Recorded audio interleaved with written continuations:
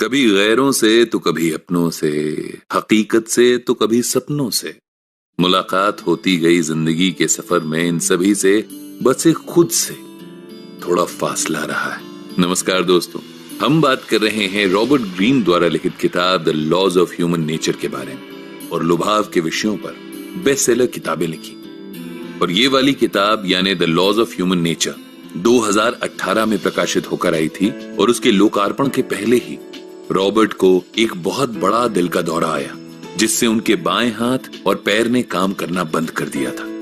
ये किताब Pericles, queen Elizabeth और मार्टिन लूथर किंग जूनियर और कई ऐसी महत्वपूर्ण शख्सियतों के जीवन में झांकती है और उन पर लिखी गई है। ये किताब सिखाती है कि खुद को अपने आप से पृथक कर यानी अलग कर हम अपनी भावनाओं को काबू में ला सकते हैं। कैसे हम खुद पर बेहतर नियंत्रण पा सकते हैं, दूसरों के मुखौटे पहचान सकते हैं और जीवन में अपना एक अलग रास्ता बना सकते हैं। इस किताब पर चर्चा शुरू करने से पहले आइए सुनते हैं आर्थर शोपेनहावर का लिखित एक कथन, जो कि कहता है कि अपने जीवन काल में यदि आपको किसी की बुद्धिहीनता या मतलबीपन का कोई नमूना देखने को मिले तो उससे परेशान ना हो, बल्कि उस अनुभव को अपने ज्ञान की वृद्धि समझें।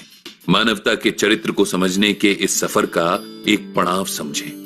उस जानकारी के प्रति आपका रवैया उस तत्वज्ञानी सा होना चाहिए जिसे अपने अनुसंधान में किसी तत्व के बारे में एक और नई जानकारी मिली हो। अपने जीवन काल में हम बहुत सारे लोगों से मिलते हैं, कईयों के साथ लंबा समय बिताते हैं, उनसे प्रभावित होते हैं और उन पर भी अपना एक प्रभाव छोड़ जाते हैं। इन अनुभवों में से कई अनुभव अक्सर खुशनुमा नहीं होते। फिर इसकी वजह भले ही हमारे दोस्त हों या सहपाठी या सहकर्मी या कोई साथी या के हमारे बड़े खुद हों, मन पर एक खट्टा सा असर रह जाता है। इस तरह की अनुभूति जब बार बार होने लगती है तो कई बार हमें अपने आप पर शक होने लगता है कि कहीं ऐसा तो नहीं कि हम में कोई कमी है या त्रुटि है जिसके कारण ऐसा होता हो। ऐसे में हम अक्सर इस बात से बेखबर होते हैं कि ऐसे अनुभव अलग अलग किस्म के मानव स्वभावों के गठन से प्रभावित होते हैं। मानव सभ्यता के इतिहास को अगर हम ध्यान से पढ़ें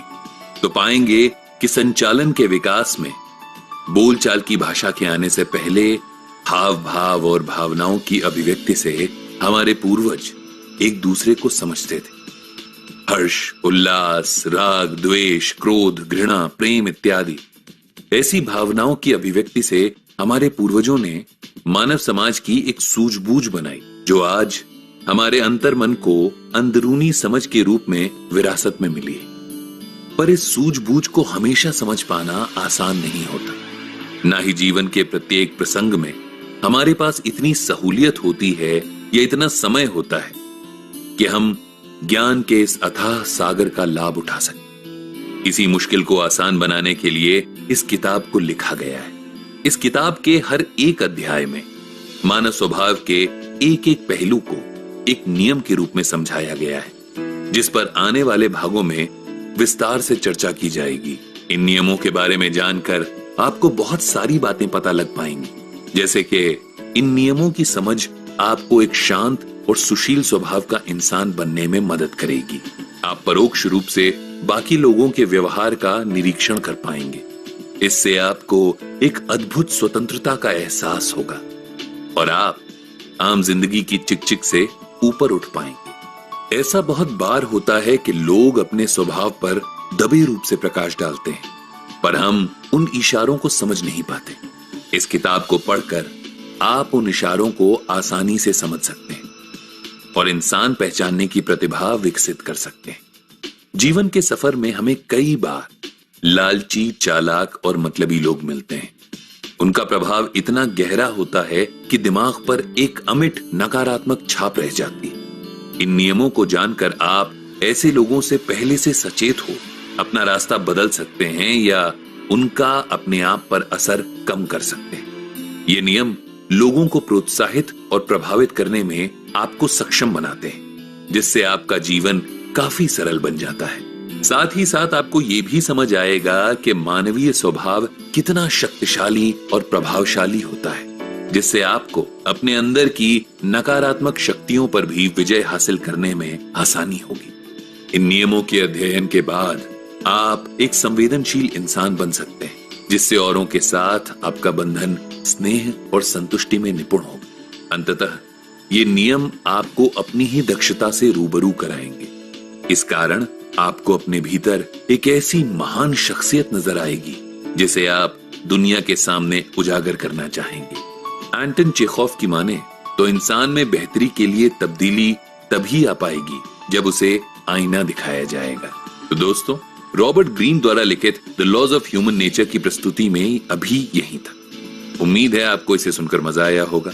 आगे के भागों में विस्तार से चर्चा होगी मानवीय स्वभाव के नियमों पर।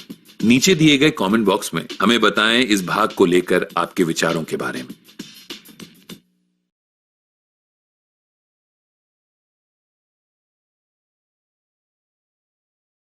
जिंदगी में बहुत सारी बातों को हम तर्क, बुद्धिमत्ता और अपनी अक्ल से समझने की कोशिश करते हैं और अक्सर उसमें कामयाब भी रहते हैं। स्कूल और कॉलेज में पढ़ाई से संबंधित बातें जैसे कि विज्ञान, भौतिकी, रसायन, गणित इत्यादि जैसे जटिल विषयों को समझने में हमारा तर्क ही काम आता है। लेकिन जिंदगी के बहुत पहलू ऐसे होते हैं जहां बात कर रहे हैं रॉबर्ट ग्रीन द्वारा लिखित किताब the laws of human nature के बारे में। और इस भाग में चर्चा होगी रैशनैलिटी यानी तर्क संगतता और अपनी भावनाओं के नियंत्रण पर। छोटी मोटी सफलता से हमें कई बार ऐसा लगने लगता है कि हम मुकद्दर के सिकंदर हैं और अपनी जिंदगी को हमने अच्छी तरह से सोच समझकर सुलझाया हुआ है। हम ये भी सोचते हैं कि सारे बड़े बड़े फैसले हमने दिमाग से लिए हैं, न कि दिल से। लेकिन बहुत बार ऐसा होता है कि हकीकत और हमारी सोच में एक बड़ा फासला होता है। हमारे जाने बगैर ही हमारी भावनाओं, हमारे एहसासों का हम पर बहुत गहरा प्रभाव होता है।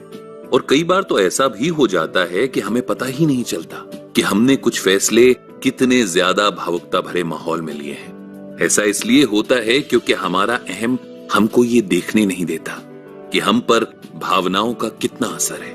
तर्क संगतता यानी कि रैशनैलिटी वो शक्ति है जिससे हम इन भावनाओं को पृथक करके देख सकते हैं।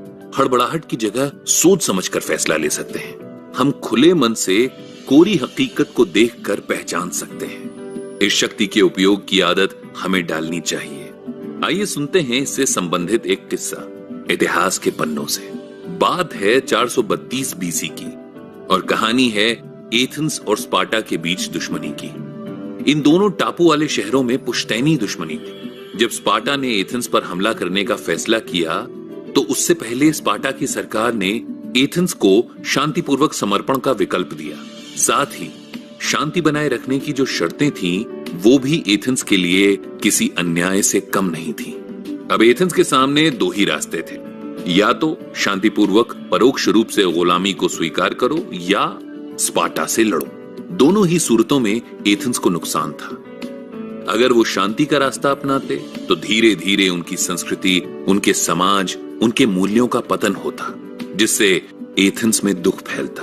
अगर लड़ाई का रास्ता इख्तियार करते तो उनके जवान तो मरते ही, साथ ही स्पार्टा की सेना ज्यादा शक्तिशाली थी, सो हार निश्चित थी। स्पार्टा द्वारा भेजे गए प्रस्ताव पर कई घंटों तक बिना किसी निष्कर्ष के बहस होती रही। कई घंटों की दिशाहीन बहस के बाद एथेंस के प्रसिद्ध और पुराने नेता पेरिकल्स ने कमान संभाली। सभा में उपस्थित हर इंसान को पेरिकल्स के विचार जानने की उत्सुकता थी, क्योंकि पिछले कई दशकों से उनकी सूझबूझ और युक्ति संगत बातों से एथेंस में आर्थिक, वैचारिक और कलात्मक विकास हुआ था। इसी कारण अब युद्ध के दोराहे पर खड़ी एथेंस की नगरी सोच रही थी कि पेरिकल्स के मन में क्या चल रहा होगा।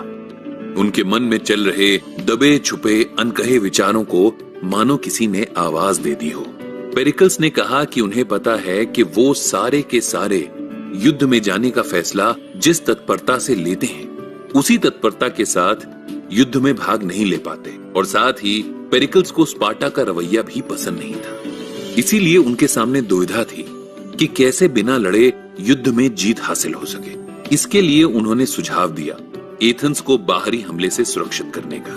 पेरिकल्स ने हिसाब लगाया कि अगर स्पार्टा को एथेंस के अंदर घुसकर हमला करने के लिए मजबूर कर दिया जाए तो न सिर्फ स्पार्टन्स थक जाएंगे, बल्कि उनमें अंदरूनी टकराव और मनमुटाव शुरू हो जाएगा, जिससे स्पार्टा कमजोर पड़ जाएगा। शुरू में लोगों को शंका थी, पर धीरे धीरे लोगों ने उनके सुझाव को मान लिया।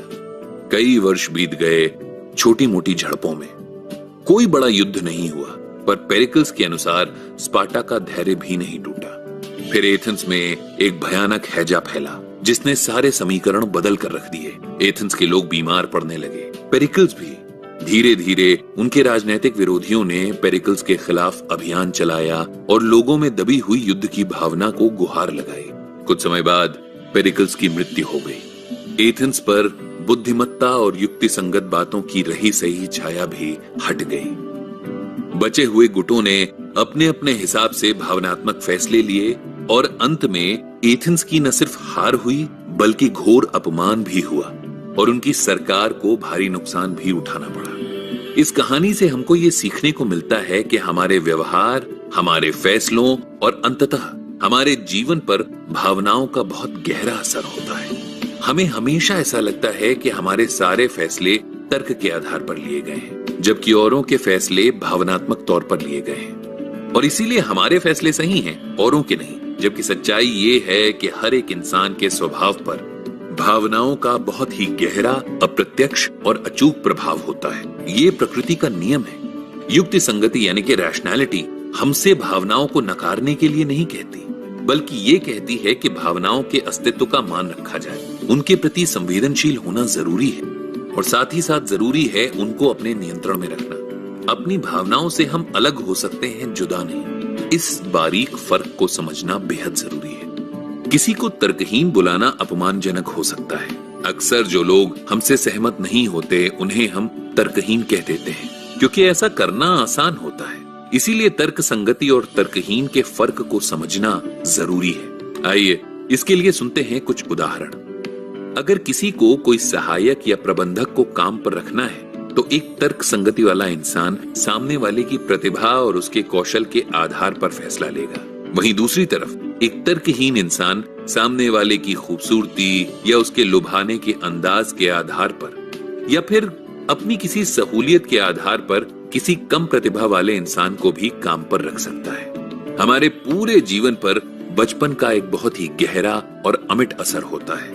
अबोध अवस्था में हमारे चित्त में और हमारे अचेतन मन में कई ऐसी बातें घर कर लेती हैं जो आजीवन हमारे साथ रहती हैं। हमारे अस्तित्व और व्यक्तित्व के आकार प्रकार भी इन्हीं बातों के प्रभाव से होते हैं। मनोवैज्ञानिकों का मानना है कि मानव जीवन काल के 7 वर्ष से 12 वर्ष की उम्र में हुए अनुभव और सीखे गए सबक सदा के लिए हमारे साथ रहते हैं। जैसे सोचिए कि किसी बच्चे की माँ बहुत ही स्वार्थी और दूसरों पर हावी होने वाले व्यक्तित्व की हो और इसी कारण उस बच्चे ने बचपन में अनदेखेपन को महसूस किया हो, या उस बच्चे के साथ उसकी माँ बहुत ही तटस्थ थी, तो ऐसा बच्चा बड़ा होकर रिश्ते निभाने में बेहद अपरिपक्व और असमर्थ रहेगा। उस बच्चे को हमेशा लगेगा कि उसकी जीवन साथी उसे कभी न कभी छोड़कर चली जाएगी, जैसे बचपन में उसकी माँ चली जाया करती थी। अपनी साथी द्वारा छोटे से छोटे व्यवहार से उसके अंदर वो दबी भावनाएं जाग जाएंगी। अब ऐसे में अगर वो बच्चा बड़ा होकर एक युक्ति संगत इंसान होगा तो उसे अपने आप पर भावनाओं के इस प्रभाव का ज्ञान हो जाएगा और वो उन पर नियंत्रण पा अपने जीवन को सुधार सकता है।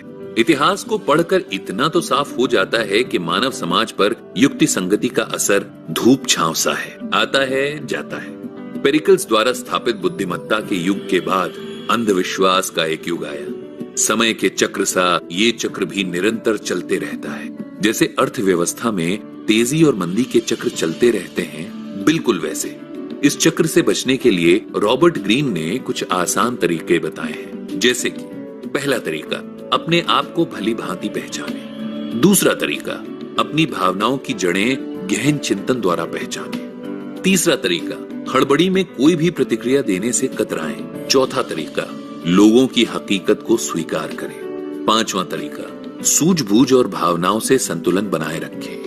और छठा और आखिरी तरीका, तर्क संगति को दिल से अपनाएं। पेरिकल्स, चक्रवर्ती सम्राट अशोक, एब्राहम लिंकन, इस तरह की शख्सियतों ने इन सिद्धांतों के दम पर ही इतिहास रचा है।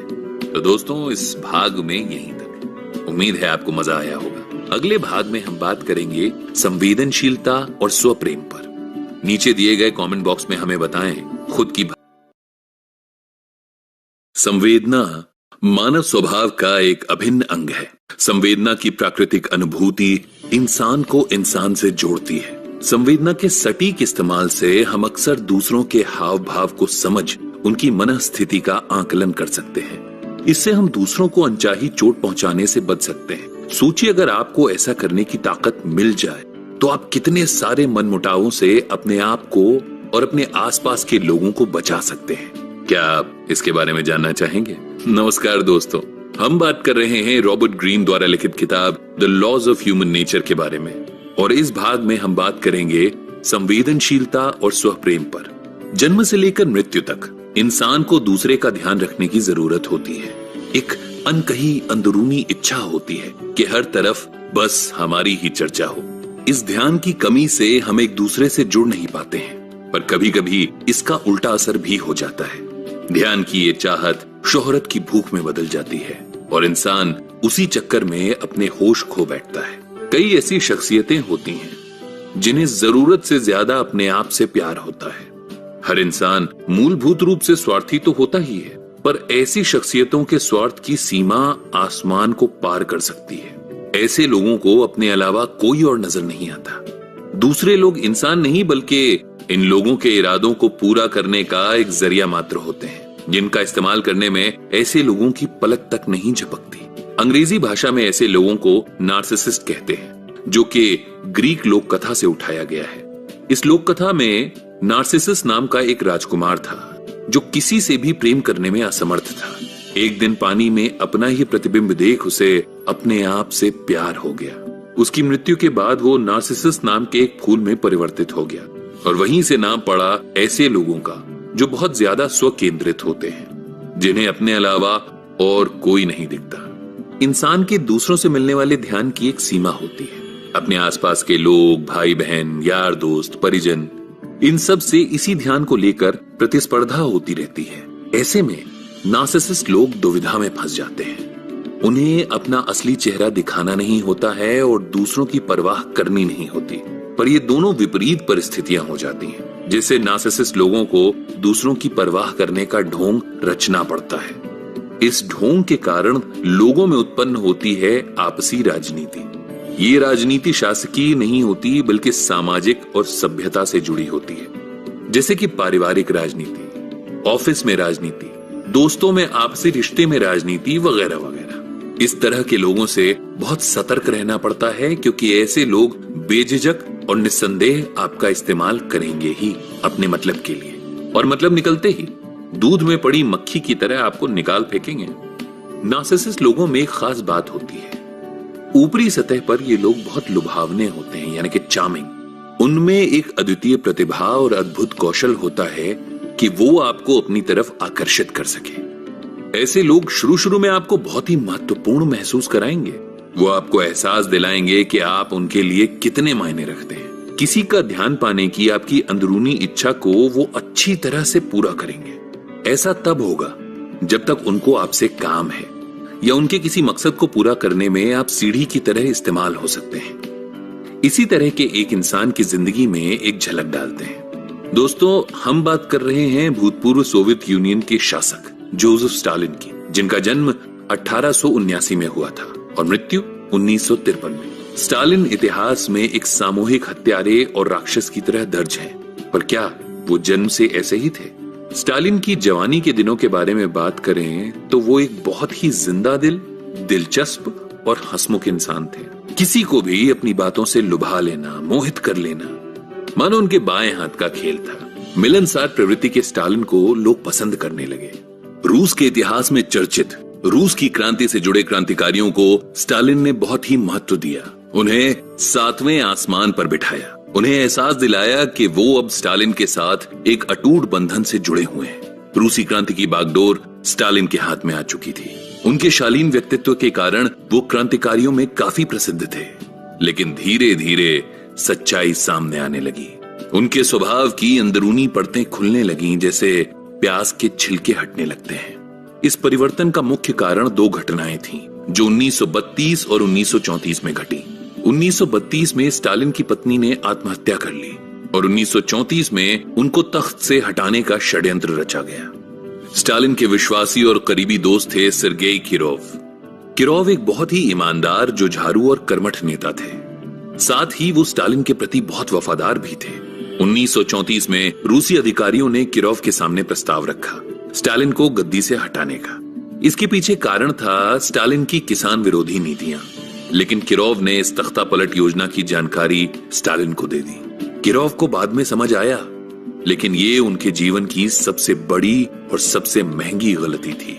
पहले ही उनकी बढ़ती लोकप्रियता स्टालिन को अंदर से कचोट रही थी। उस पर अपने ही अधिकारियों द्वारा पीठ में छुरा भोंकने के प्रयास ने स्टालिन को झकझोर दिया। उनको लगा जैसे ये सारा का सारा किरोव का किया कराया है, और वो किरोव से ईर्ष्या और घृणा की भावना से ग्रसित हो गए। किरोव ने भी स्टालिन के अपने प्रति बर्ताव में इस बदलाव को महसूस किया और उन्हें तब अपनी गलती का एहसास हुआ, लेकिन बहुत देर हो चुकी थी। उसके बाद शुरू हुआ कई वर्षों तक चलने वाला मौत का तांडव और अनावश्यक नरसंहार। स्टालिन ने किरोव से शुरुआत की और धीरे धीरे करके बहुत से ऐसे अधिकारियों को या तो मार दिया या मरवा दिया जिन पर उन्हें शक होता कि उनकी नजर स्टालिन की कुर्सी पर है। स्टालिन पर अपने शक्की स्वभाव का इतना अधिक प्रभाव था कि वे अक्सर अधिकारियों को अपने साथ पूरी रात खेल खेलने के लिए बुलाते। इस रात भर चलने वाले खेल में वो उनसे कई तरह के सवाल करते, उनके मन में झांकने की कोशिश करते। अधिकारियों को पता होता था कि इस खेल में चित भी स्टालिन की और पट भी। वो उनके सवालों का जो मर्जी जवाब दे दें, स्टालिन वही सुनेंगे जो वो सुनना चाहते हैं। वो खुद धीरे धीरे पीते ताकि उनका होश बना रहे, पर अधिकारी को ज्यादा पिलाते, जिससे कि अधिकारी का खुद पर काबू कम हो और उनके मन की बात बाहर आ सके। स्टालिन जैसे नार्सिसिस्ट को औसत से ज्यादा ध्यान देने की जरूरत होती है, इसीलिए वो लोगों को लुभाकर, उनसे संवेदना का ढोंग रचाकर उनसे जरूरी चीज हासिल करने की कोशिश करते हैं। ऐसे लोग बहुत बारीकी से लोगों का निरीक्षण भी करते हैं और बदलते बर्ताव के प्रति सतर्क भी रहते हैं।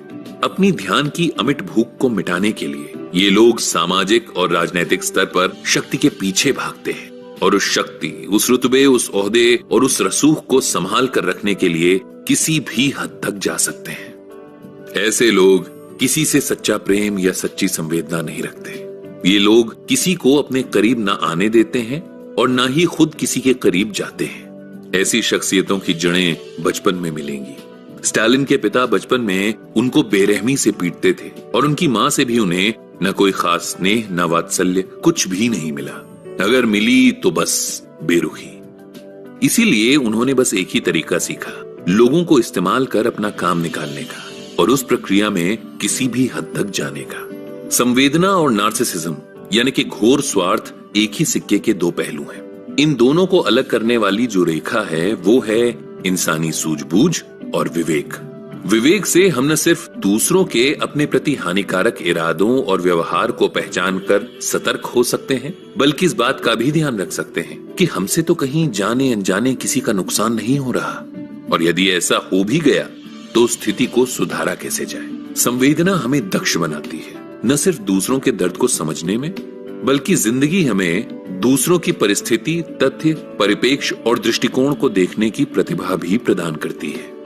पर सच्ची संवेदना का विकास सरल नहीं है। इसके लिए सबसे पहले अंदर के स्वार्थ और अहम को हराना पड़ता है, और जिसने वो कर लिया वही सज्जन व्यक्ति है। तो दोस्तों, इस भाग में यहीं तक। उम्मीद है आपको मजा आया होगा। अगले आने वाले भागों में हम ऐसी ही और बड़ी सारी बातें करने वाले हैं। तो सुन, और हम चर्चा कर रहे हैं रॉबर्ट ग्रीन की लिखी किताब the laws of human nature की।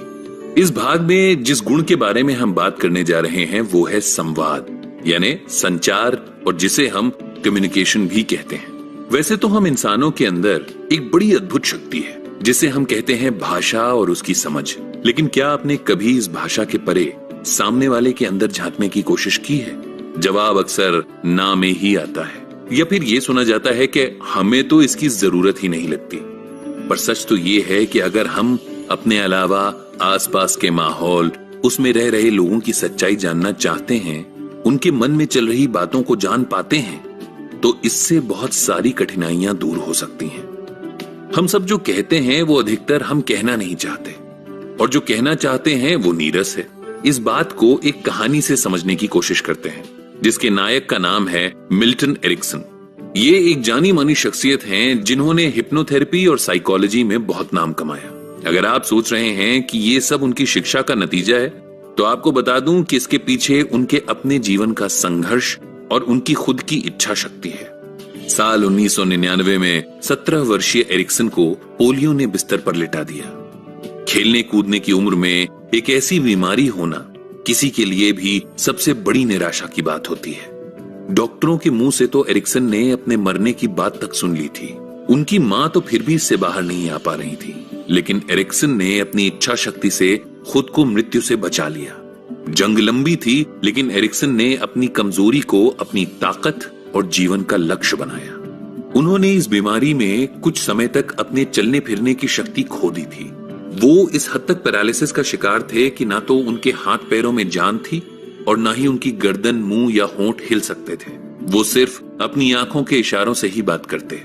घर में माता, पिता, 7 बहनें और भाई थे और एरिक्सन की देखभाल के लिए एक नर्स भी। सबके साथ रहने के बाद भी उनके लिए ये समय बेहद मुश्किल और चुनौतीपूर्ण था। जब भी एरिक्सन लोगों को बोलते और एक दूसरे के साथ हंसते खेलते देखते, तो उन्हें अपने ना बोल पाने का दुख और अफसोस होता। लेकिन इन सब के पीछे एक बात छिपी थी। वो क्या थी, इसका पता एक दिन उन्हें अचानक से चला।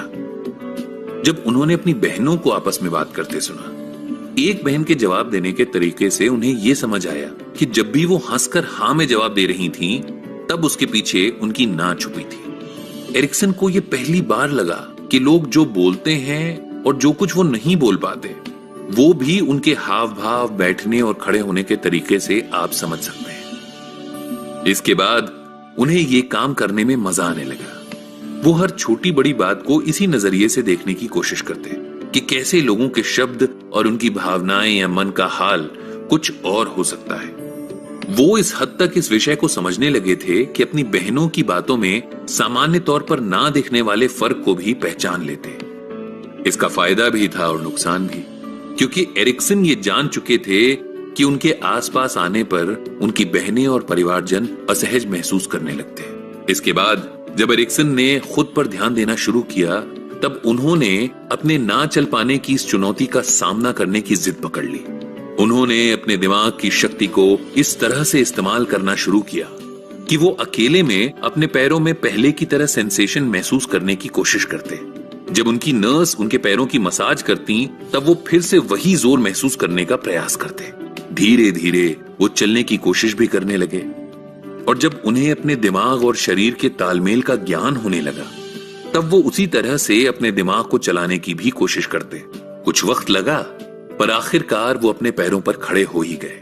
पर इस सब के बाद उन्होंने अपनी शिक्षा का विषय तय कर लिया था। उन्हें अब साइकोलॉजी यानी मनोविज्ञान की पढ़ाई करनी थी। एक से बढ़कर एक जगह पढ़ाई और काम करते करते उन्होंने अपने आप को और मजबूत बना लिया था। लोगों को समझने और काउंसिल करने की उनकी प्रवृत्ति बाकियों से बहुत अलग और कारगर थी। एक ऐसा ही केस उनके पास आया जब कोई भी उस मरीज को समझने में नाकाम हो गया। तब एरिक्सन ने उससे बिना बात किए उसके मन का हाल जान लिया। सिर्फ 2 प्रश्न और उसका अपनी शर्ट की स्लीव मोड़ने के तरीके से ही उन्हें यह पता लग गया कि वो मरीज एक महिला नहीं बल्कि एक पुरुष था। ये ऐसा खुलासा था जिसने सबके होश उड़ा दिए। कोई भी किताबी ज्ञान मदद नहीं कर पाता, लेकिन ये एरिक्सन के पैरालिसिस के दिन ही थे जिन्होंने उन्हें ये सारी शिक्षा दी थी। इसी तरह एक और मरीज और उसके डर की असल वजह के बारे में सिर्फ उसके चलने और बैठने के तरीके से वो समझ गए और फिर उसकी मदद की। ये सभी बातें हमें जिस ओर बढ़ाती हैं, उस चर्चा को हम आज कर रहे हैं, वो है रॉबर्ट ग्रीन की लिखी हुई the laws of human nature. पिछले भाग में हमने जाना कि कैसे एरिक्सन ने अपनी कमजोरी को अपनी ऐसी ताकत बनाया जिससे वो लोगों के मन के अंदर और बाहर चलने वाली बातों को आसानी से समझ जाते और उनकी मदद भी कर पाते। इस कला को सीखना मुश्किल नहीं है। जी हाँ, किसी के मन में चलने वाली बात को पता लगाना और उसे समझना संभव है, लेकिन इसके लिए कुछ जरूरी बातों का ध्यान रखना होगा। जैसे पहला, खुद इस सच को स्वीकार करना कि जो हम सोचते हैं या सुनते हैं वो पर्याप्त नहीं है। इसके पीछे भी एक कहानी है जो हम नहीं जानते। दूसरा ये है कि जैसे ही हम ये सच स्वीकार कर लेंगे, वैसे ही हमारे अंदर दुनिया को देखने का एक अलग और बारीक सा नजरिया बन जाएगा। ज्यादातर हम लोगों को शब्दों से ही जोड़ पाते हैं, लेकिन जब हम उसके पीछे का मतलब समझना और पहचानना शुरू करेंगे तब एक अलग तस्वीर देख पाएंगे। लेखक का मानना है कि हम सब बचपन से ही अपने चेहरे पर एक मुखौटा लगाना सीख जाते हैं। याद करिए वो समय जब हम अपने माता पिता से कुछ भी मनवाना चाहते हो, तब हम उसी तरह के हाव भाव और शब्दों का इस्तेमाल करने लगते थे जिससे हमारी बात मान ली जाए। ये अभिनय अगर बचपन में इतना सफल हो सकता है तो सोचने वाली बात है कि बड़े होते होते ये किस रूप में काम कर सकता है। इस अभिनय को पहचान पाना हमारे लिए जरूरी है।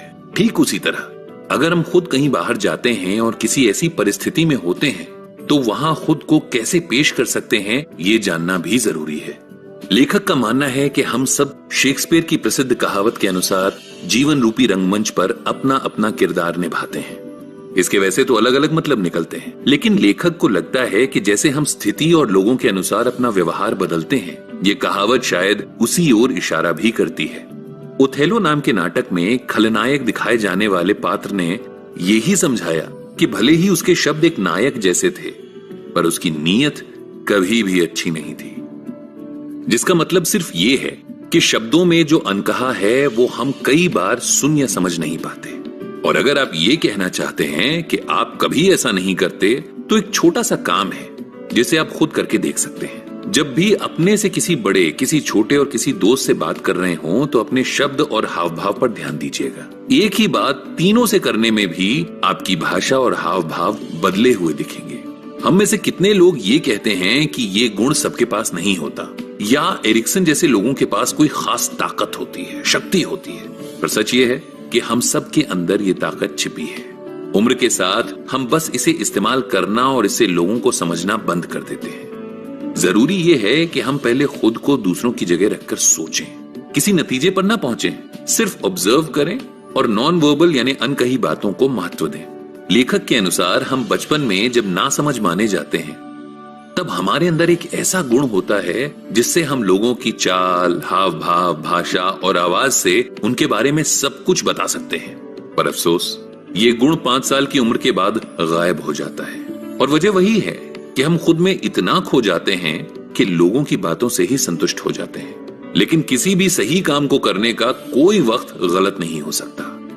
इसलिए अगर आप चाहें तो आज से, बल्कि अभी से इस काम को शुरू कर सकते हैं। पहली बार में ही खुद को बोझ तले नहीं दबाना है। इसलिए सिर्फ बात करते समय चेहरे पर ही ध्यान दें, छोटी छोटी बातें देखें, कुछ समय तक सिर्फ यही तरीका अपनाएं और लोगों के बोलने में और उनके चेहरे के बदलते हाव भाव में अंतर को समझें या पहचानें। इसके बाद उनकी आवाज यानी वॉइस टोन पर ध्यान देना शुरू करें। लोगों की आवाज में बहुत सारे राज छुपे होते हैं। वो कितने आत्मविश्वास से बोलते हैं, ये उनके बारे में जरूरी जानकारी दे सकता है। इसके बाद आते हैं उनके हाथों और पैरों के हाव भाव और भाषा पर। जब आप एक बार इस तरह से उनकी बात और मन में चल रहे विचारों तक पहुंचेंगे, तभी आप सच तक पहुंच पाएंगे। अब सवाल आता है कि इसकी जरूरत क्या है? तो सीधा जवाब यह है कि कई बार हम किसी से बात करते समय यह समझ जाते हैं कि उसे हमसे बात करनी भी है या नहीं। कई बार ये पता लगाना बड़ा सरल होता है, लेकिन वहीं जब कोई कहना कुछ चाहता है और कह कुछ और जाता है, तब अपने असल दोस्त और दुश्मन को पहचान पाना और उनसे दूरी बनानी है या नहीं, ये समझना कठिन हो जाता है। इस तरह से अगर हम अपनी ऑब्जर्वेशन स्किल्स को बढ़ाएंगे और लोगों के बीच रहते हुए उनके मन को समझ पाएंगे, तो आपकी अपनी जिंदगी आसान और बेहतर हो जाएगी। अगर आप में भी कभी किसी जमाने में ये गुण था और अब कहीं खो गया है तो हमें जरूर बताएं, और साथ ही ये भी बताएं कि आपको ये भाग कैसा लगा। खुद पे भरोसा करना जरूरी है, लेकिन जरूरी नहीं कि जिस बात पर आपको भरोसा हो वो हर बात सही हो। पिछले भाग में हमने सीखे कुछ ऐसे छोटे और आसान उपाय जिनसे हम लोगों की बातों के पीछे छुपी अनकही बातों की भाषा समझ सकते हैं। इस भाग में लेखक एक बार फिर वही बात दोहराते हुए कहते हैं कि जैसे हर उस संकेत को समझना जरूरी है, वैसे ही कहीं न कहीं औरों के संकेतों को समझने और डिकोड करने में भी आपको सही सूझबूझ की आवश्यकता है। कुछ उदाहरण की मदद से लेखक अपनी इस बात को स्पष्ट करते हैं। पहला है ओथेलो नाम का एक मशहूर नाटक जो शेक्सपियर ने लिखा था। ओथेलो जब अपनी पत्नी से उसके गलत संबंधों के बारे में पूछताछ करता है, तब उसकी पत्नी घबरा जाती है। ये सीधा संकेत होता है कि वो कुछ गलत कर रही थी। पर सच्चाई वो नहीं थी जो ओथेलो को दिखाई दे रही थी, बल्कि उसके अपने बर्ताव और डराने धमकाने की वजह से उसकी पत्नी बिना किसी गलती के इतना डर गई थी कि वो घबराने लगी और ओथेलो का शक यकीन में बदल गया। इस उदाहरण के बाद एक और ऐसा ही किस्सा है जो है 1894 में एल्फ्रेड ड्रेफस नाम के फ्रेंच मिलिट्री ऑफिसर का, जिसको जर्मन लोगों तक जानकारी पहुंचाने के आरोप में गिरफ्तार कर लिया गया था। लोगों ने उस बेकसूर आर्मी जवान को शांति और सरलता से जवाब देने की वजह से गद्दार मान लिया, और ये सिर्फ इसलिए हुआ क्योंकि ऐसे संगीन आरोप लगने पर कोई भी होता तो शायद खुद के बचाव में चीखता चिल्लाता और अपनी सफाई देने में पूरा जोर लगा देता। पर एल्फ्रेड ने ऐसा कुछ भी नहीं किया, और इसीलिए लोगों को लगा कि शायद दाल में कुछ काला है। इन सभी बातों से ये साफ है कि कई बार जरूरी नहीं कि किसी भी व्यक्ति के हाव भाव में जो बदलाव या उत्तर हम ढूंढ रहे हैं वो सही हो। कई बार संस्कृति और हालात में अंतर भी इस तरह की परिस्थिति को जन्म देते हैं। ऐसे में सबसे पहले किसी और को समझने से पहले कोशिश करें खुद को समझने की। यानी जब भी आप खुश होते हैं या दुखी होते हैं तो आप कैसे मुस्कुराते हैं, किस तरह से आपके हाथ और पैर चलते हैं। जब आप घर वालों से बात करते हैं तब आपकी आवाज कैसी होती है, और वहीं अपने बॉस या दोस्तों से आपका लहजा कैसा होता है। जब एक बार आप अपने आप को स्थिति के अनुसार बदलते हुए और अपने अंदर होने वाले बदलाव को समझ लेंगे, तब आप ये समझ जाएंगे कि किस तरह से बाकियों में भी ऐसे ही बदलाव आते हैं। इन्हें हम माइक्रो एक्सप्रेशंस कहते हैं। इनकी कोई किताब या ज्ञान नहीं होता, ये वो शब्दकोश है जिसमें आप अपने अनुभव से कुछ नया, कुछ अलग हर दिन सीख कर जोड़ते जाते हैं। कुछ मनोवैज्ञानिक जैसे पॉल एकमन और E.H. हेस के अनुसार जब भी हम ऐसे भावों को समझने की कोशिश करते हैं तब हमें ये याद रखना चाहिए कि जब भी कोई व्यक्ति हमारे प्रति सकारात्मक सोचता है तब उसके हाव भाव और चेहरे पे दिखने वाले भाव अलग होते हैं, जिनमें से पहला है चेहरे के मसल्स में तनाव खत्म हो जाना। अगर आप किसी के माथे की ओर देखें तो आपको अगर लकीरें दिखें तो समझ लें कि बात वो नहीं है जो आपसे कही जा रही है, कोई तो तनाव है। इसके बाद अगर कोई आपकी बात से पूरी तरह सहमत है या आपके प्रति सकारात्मक है तो उसकी मुस्कुराहट पूरी तरीके से आपको दिखाई देगी, उसकी आंखें बंद हो जाएंगी। ऐसा इसलिए है क्योंकि हर तरह के तनाव से दूर होते ही मसल्स में रिलैक्सेशन आ जाता है, चाहे वो चेहरे की हो या शरीर के किसी भी हिस्से की। वहीं अगर कोई आपकी बात पर जबरदस्ती मुस्कुरा रहा हो तो सबसे पहले उसके होंठों को देखकर आप ये समझ पाएंगे कि वो पूरी तरह से खुलकर नहीं दिखा रहे होंगे जो उनके मन में चल रहा है। उनकी आंखें भी पूरी तरह से खुली नहीं होंगी और माथे पर भी शिकन होगी। अगर ज्यादा बड़ी हंसी दिखे तो भी आप उसमें एक अलग फर्क देख पाएंगे। ऐसा इसलिए क्योंकि जो भी बनावटी व्यवहार होता है वो बनाने में अलग से मेहनत लगती है, जिसका तनाव चेहरे पर आसानी से देखा जा सकता है। अगर कोई भी आपकी बात को हाथ मोड़कर सुने तो ये भी संकेत है कि वो आपकी बात से कुछ खास सहमत नहीं है। वहीं अगर आप किसी से बात करते समय ये देखें कि वो आपकी बात सुनकर आपकी तरफ ध्यान दे रहा है, आपकी तरफ झुका हुआ है और उसकी आवाज में बल और तेज है, तो ये सब सकारात्मक बातचीत के संकेत हैं। अगर सुनने वाले आपकी बात पर सर हिलाएं, आपकी बात पर मुस्कुराएं और उनकी आंखें आपकी आंखों की ओर हों या एक आई कांटेक्ट बना रही हों, तो ये समझना मुश्किल नहीं है कि वो आपकी बात को अच्छे से सुन और समझ रहे हैं। लेखक यहाँ ये भी स्पष्ट तौर पर कहते हैं कि जब भी हम इन सभी बातों को दूसरों में ढूंढते हैं तब हमें खुद भी इन बातों का ध्यान रखना चाहिए। जब भी किसी से बात करें तब इन छोटी मगर जरूरी बातों को जरूर याद रखें और खुद की भाषा के साथ उनके प्रति अपनी बॉडी लैंग्वेज को भी सही रखें। बात सुनते समय एक हल्की सी हंसी, चेहरे के तनाव को याद से कम करना और पैरों को बोलने वाले की तरफ मोड़ कर रखना, ये सब बातें सुनने में भले ही बहुत कम महत्वपूर्ण लग रही हो, पर इनके कारण हम कई बार वो कह जाते हैं जो शायद हम कहना नहीं चाहते। इस भाग में बताई गई सभी तकनीकों को अपने स्वभाव में लाने की कोशिश करें और बताएं कि सबसे पहले आपने किस बात पर ध्यान देना शुरू किया है। इसके अलावा कुछ और भी कहना चाहते हो तो जरूर बताइए। अगले भाग में हम जानेंगे मानव स्वभाव के कुछ ऐसे ही पेचीदा और महत्वपूर्ण गुण। तो बस बने रहिए हमारे। अपने बीते हुए कल से जो कुछ भी ना सीखे वो सच में अज्ञानी है, और जो उसमें ही रह जाए वो भी। नमस्कार दोस्तों, कि कैसे आप चाहें तो किसी के मन में चलने वाले अनकहे जज्बातों को समझ सकते हैं। इसके लिए जरूरी है सही नजर और नजरिया। इस भाग में लेखक बताते हैं कि इंसान के हालिया जज्बात और हरकतें उसके आज की वजह से नहीं बल्कि उसके बीते हुए कल की जमा पूंजी होते हैं, यानी ये उसके कैरेक्टर या चरित्र का परिणाम होते हैं। एक ऐसा ही नाम था हावर्ड ह्यूज जूनियर। ह्यूज को जिन्होंने भी बचपन से देखा था वो उनको एक अच्छे और आज्ञाकारी बच्चे की भांति ही जानते थे। माँ की हर बात मानने वाला, पिता की हर उम्मीद पर खरा उतरने वाला लायक बेटा। उन्हें कभी भी किसी ने भी ऊंची आवाज में बात करते तक नहीं सुना था। सब कुछ अच्छा चल रहा था। ह्यूज की माँ उनसे बहुत प्यार करती थी। उनके इस व्यवहार के पीछे एक बहुत बड़ा कारण भी था, और वो ये कि ह्यूज के जन्म से पहले उनके बचने की कोई उम्मीद नहीं थी। दोनों माँ और बच्चे की जान पर खतरा था, लेकिन आखिरकार दोनों ही सुरक्षित बचा लिए गए। ह्यूज के बाद उनकी माता कभी किसी और संतान को जन्म नहीं दे सकती थी, इसलिए उनका सारा प्यार और दुलार अपने ही पुत्र को मिला था। वो उनकी इतनी परवाह करती थीं कि उनके खाने पीने से लेकर वो क्या पहनेंगे, किससे मिलेंगे, सब कुछ तय करती थी। पिता काम की वजह से ज्यादातर बाहर ही रहते थे। ह्यूज को अपने पिता के काम से बहुत कुछ सीखने का मन था, पर समय कम मिल पाने की वजह से वो भी अपनी माँ के पास ज्यादा रहते थे और इसीलिए करीब भी थे। कुछ ही समय में जब ह्यूज लगभग 19 साल के हो गए, तब अचानक से उनकी माँ का निधन हो गया। इस सदमे से उनके पिता भी उबर नहीं पाए और 2 साल बाद उनकी भी मृत्यु हो गई। इस दुखद समय के बाद ह्यूज को पता ही नहीं था कि वो अपना ख्याल कैसे रखेंगे। जो भी रिश्तेदार ह्यूज को जानते थे, उनके लिए ह्यूज एक बहुत ही शांत और समझदार बच्चा था, जिसके अंदर आज्ञा का पालन करने जैसे संस्कार थे। लेकिन सबको झटका तब लगा जब उन्होंने ह्यूज का वो रूप देखा जिसकी कोई कल्पना भी नहीं कर सकता था। माता पिता के निधन के बाद जब बाकियों ने ह्यूज को अपने साथ रहने का आग्रह किया, तब उन्होंने अपने गुस्से वाला और बागी रूप दिखाया। सबसे अपने रिश्ते खत्म कर दिए और निकल पड़े अपने सपनों को पूरा करने। अपने सपनों को पूरा करना कोई बुरी बात नहीं, लेकिन जिस रास्ते का चयन ह्यूज ने किया वो उनके चरित्र का दोष था, जिसकी वजह से उन्होंने अपनी जिंदगी के अलग अलग पड़ावों से न कुछ नया सीखा और न ही अपनी गलतियों को ठीक करने की कोशिश की। पहली फिल्म बनाकर उस पे होने वाले नुकसान और लोगों से मनमुटाव को एक सबक की तरह लेते हुए भी ह्यूज ने अपने अंदर कोई बदलाव नहीं किया। वो पहला मौका था जब ह्यूज को सफलता तो मिली, लेकिन 12 लोगों के काम उन्होंने खुद किए, और ऐसा इसलिए क्योंकि उन्हें किसी और की बात न समझ आती थी और ना ही वो उस पर विश्वास कर पाते थे। इसके बाद उन्होंने विश्व युद्ध के समय हेलीकॉप्टर और एयरक्राफ्ट बनाने का काम शुरू किया।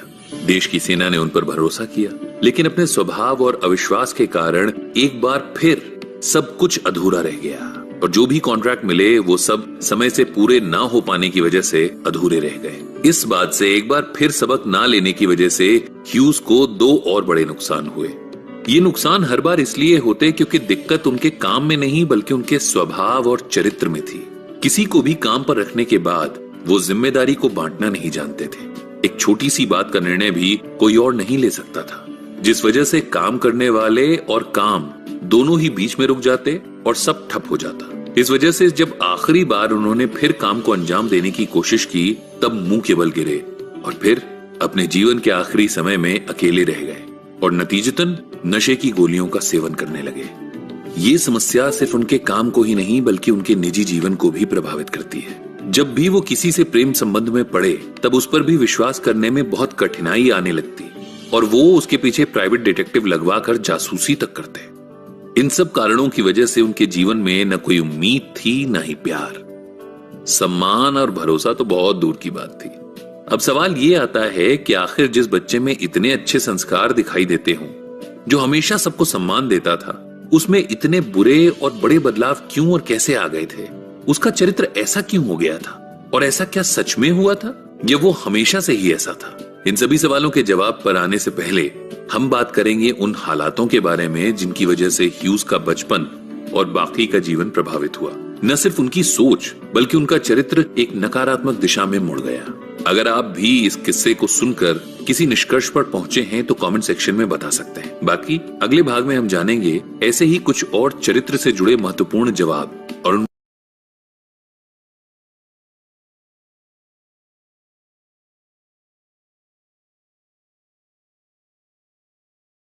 हर चमकती चीज सोना नहीं होती, इसीलिए हर आंखों देखी बात पर आंख बंद करके विश्वास करना भी सही नहीं है।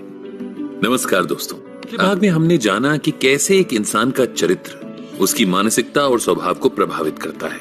इस कड़ी में हमने एक व्यक्ति ह्यूज के जीवन की कहानी सुनी। माता पिता के सामने शालीन, सौम्य और शांत दिखने वाला ह्यूज कैसे उनके जाने के बाद एक कठोर, जिद्दी और बागी किस्म के व्यक्ति के रूप में बाहर आया। उसकी हर काम को खुद करने की आदत ने उसे कहीं का नहीं छोड़ा और हर तरह की कला आने और उससे जुड़े मौके मिलने के बाद भी वो अपना सब कुछ हार गया। लेकिन अगर यहाँ बात उसके साथ काम करने वालों की हो तो बेशक ये कहा जा सकता है कि वो सब ह्यूज की बड़ी और सुंदर बातों में फंस जाते थे। वो उसके असली चरित्र को जानने में असमर्थ थे और यही कारण था कि वो उसके पीछे के जिद्दी और नासमझ व्यक्ति को पहचान नहीं पाए। बात करें ह्यूज की तो उसके चरित्र में ये दोष इसलिए आए थे क्योंकि उसकी माता ने उसे इतने लाड प्यार और सावधानी से बड़ा किया था कि वो न तो खुद कुछ करने के काबिल था और ना ही अपना अच्छा ख्याल रखने के और ना अपना अच्छा बुरा समझने के।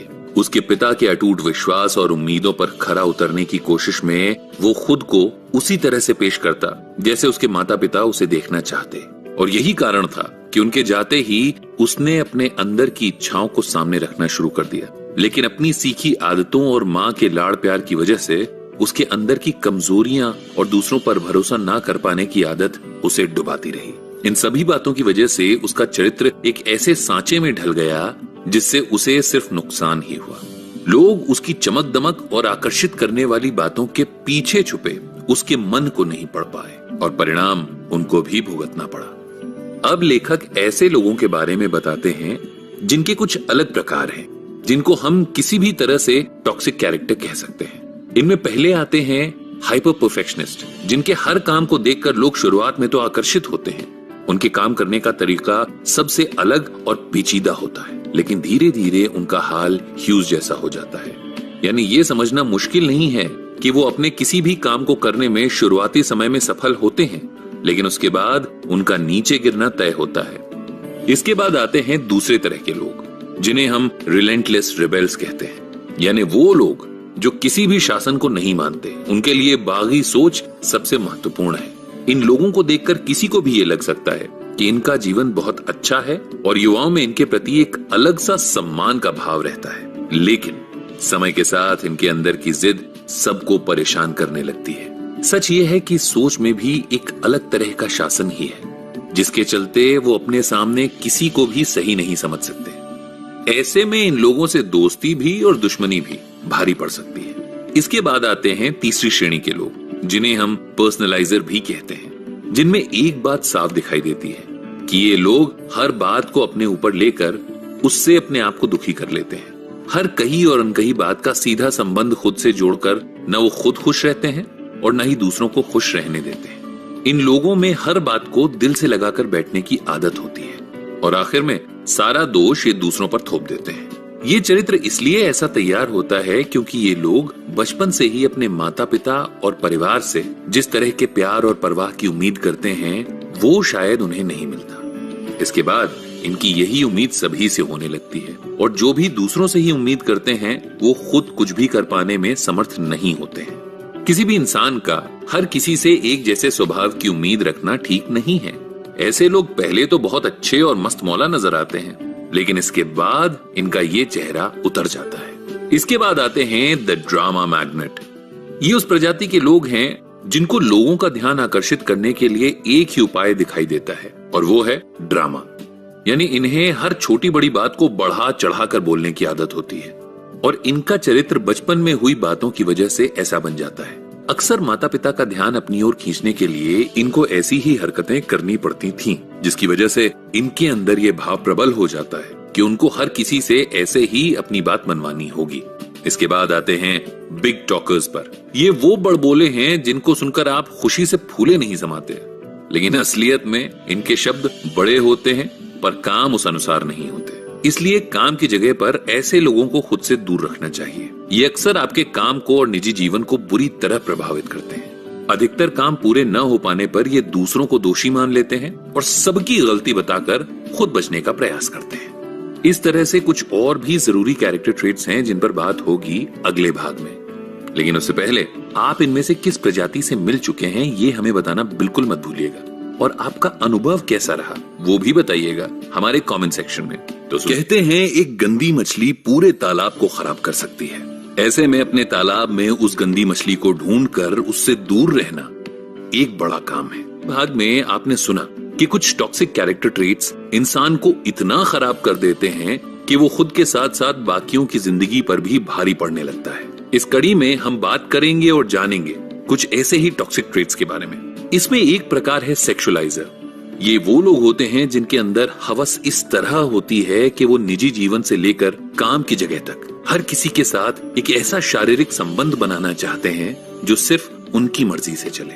जब ये लोग कम उम्र के होते हैं तो इनका ये कैरेक्टर ट्रेट सामने नहीं आता, लेकिन जैसे जैसे इनकी उम्र बढ़ती है तो इनके अंदर की जिद भी बढ़ती जाती है और ये चाहते हैं कि हर कोई इनके आसपास इनके मन मुताबिक व्यवहार करे, और जो ऐसा नहीं करता ये उसे अपना दुश्मन मान बैठते हैं। कई सारे ऐसे लोग आज हमारे आसपास दिखाई देते हैं और शायद हम उनसे मिल भी चुके होंगे।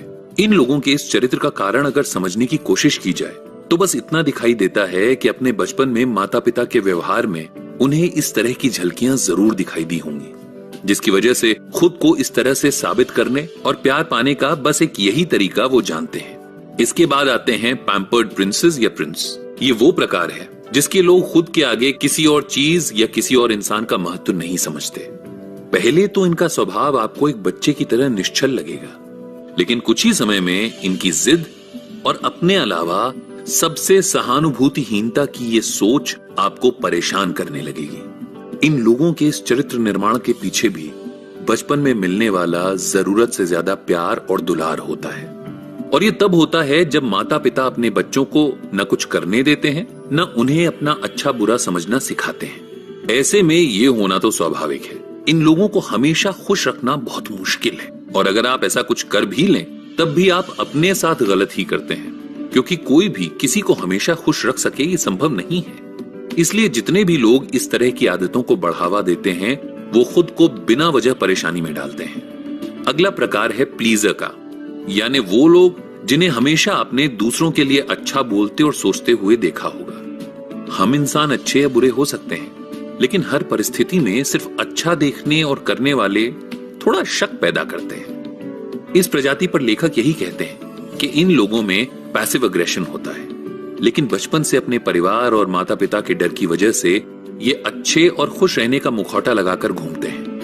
अपने आप को खुल के पेश कर पाने के अभाव में ये लोग इस तरह से अपने आप को ढाल लेते हैं कि कोई भी इनके अंदर चल रहे द्वंद को नहीं समझ पाता। ऐसे लोगों से खास तौर पर बचने की कोशिश करनी चाहिए, इसलिए क्योंकि आगे जाकर ये अपने हिसाब से कोई भी बड़ा कदम उठा सकते हैं। इनमें झूठ बोलने और बातें छुपाने की आदत जरूर होती है। इसके बाद आते हैं द सेवियर। इन लोगों की दूसरों की मदद करने की एक अलग ही आदत होती है। वैसे तो हम ऐसे लोगों को गलत नहीं समझ पाते, लेकिन इनको पहचानने का एक आसान रास्ता ये है कि इनकी अच्छाई 2 या 3 बार के बाद आपको खटकने लगती है, और विशेषकर जब आप मदद लेने के बाद खुद से काम करने की सोचते हैं तब इनको ये विचार कहीं भी संतुष्टि नहीं देता है, और तब ये जोर जबरदस्ती से आपकी मदद करने लगते हैं, बातों को अपने हिसाब से मोड़ने लगते हैं और आपके जीवन में दखल देने लगते हैं। इनके चरित्र में ये बात इसलिए होती है क्योंकि बचपन से ही शायद इन्हें अपने बड़ों और दूसरों का ख्याल रखना पड़ा था।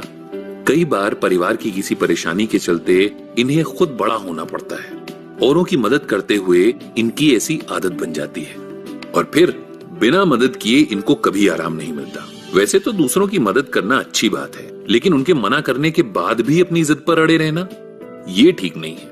ऐसे में दूसरों को नियंत्रित करने की ये आदत एक टॉक्सिक ट्रेट ही कहलाती है, जिसकी वजह से लोग कुछ दिन तक तो इन्हें पसंद करते हैं, लेकिन एक समय के बाद इनसे दूर भागने लगते हैं। अब आते हैं इजी मॉरलाइजर्स पर।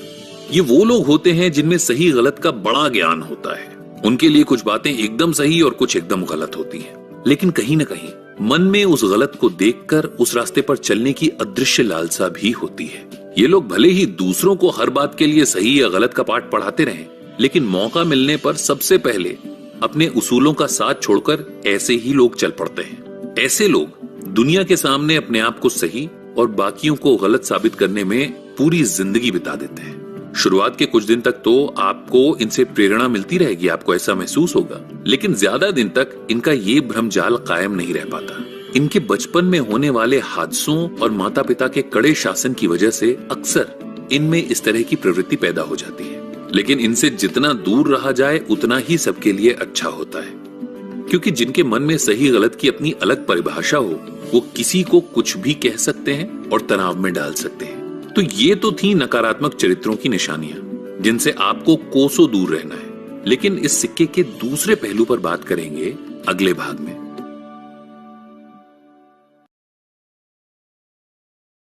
ये दुनिया एक बेहतर जगह होती अगर, मानिए कि ये सवाल मिलकर हम सब हल करें तो। नमस्कार दोस्तों, रहे हैं रॉबर्ट ग्रीन की किताब the laws of human nature के बारे में। इससे पहले हमने बात की थी कुछ ऐसे टॉक्सिक चरित्रों के प्रकारों की जिनसे लेखक हमें दूर रहने की सलाह देते हैं। उन सभी चरित्रों से अगर बचना है तो हमें किन चरित्रों पर ध्यान देना चाहिए, इस भाग में आइए हम वही जानते हैं। लेखक कहते हैं कि हर किसी में कमियां हैं, पर अगर कोई भी चाहे तो खुद में जरूरी बदलाव करके एक बेहतर जीवन की ओर चल सकता है। ऐसे में जब हम बात करते हैं औरों में मिलने वाले टॉक्सिक या नकारात्मक चरित्रों की, तो उस गिनती में हमें खुद को भी रखना चाहिए। और ये इसलिए जरूरी है क्योंकि अगर हम चाहते हैं कि लोग हमारे आसपास रहें और हम एक सकारात्मक व्यक्ति बने, तो अपनी कमियों को जानना और समझना बेहद जरूरी है। लेखक ने अपनी कमियों को अपनी ताकत बनाने के कुछ उपाय बताए हैं। जैसे कि अगर आप खुद एक हाइपर परफेक्शनिस्ट हैं, तो सबसे पहले अपनी इस आदत की चपेट में और